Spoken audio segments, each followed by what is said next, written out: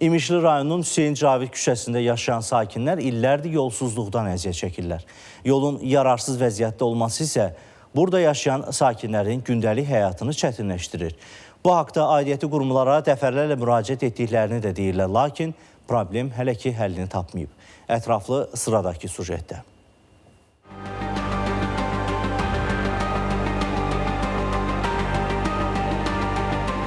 Nə işə gedib gələ bilirik, uşaqlarımız nə məktəbə gedib gələ bilir.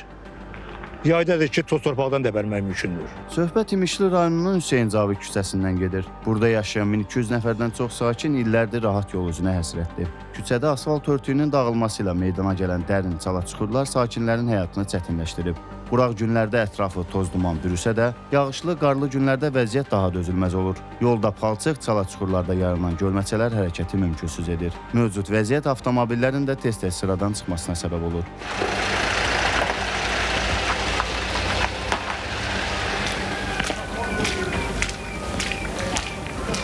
Motor qurub balıq tutmaq olar burada, vəziyyət oturacaq acınacaqlıdır.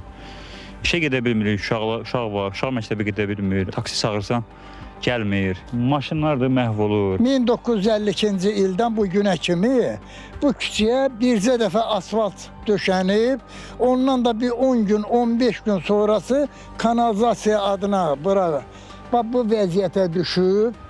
Həmən gündən bu günə nə kanalizasiya var, nə də bu yol düzələr. Mən çapaqla keçəcəmsə bu yolu, gedib o başda öz ayaqqabımı geyib işə gedəcəmsə, aidiyyəti qurumlardan xahiş edirik. Belə olmaz. Mövcud vəziyyətlə bağlı İmişli rayon İcra Hakimiyyətinə müraciət etdi. Qurumun baş memarı Orxan Nağıyev bildirdi ki, 2025-ci ildə İmişlinin bir çox küçələri asfaltlanıb. Cari ildə isə Hüseyin Cavid küçəsi daxil olmaqla digər küçə və kənd yollarının təmin olunacağı nəzərdə tutulub.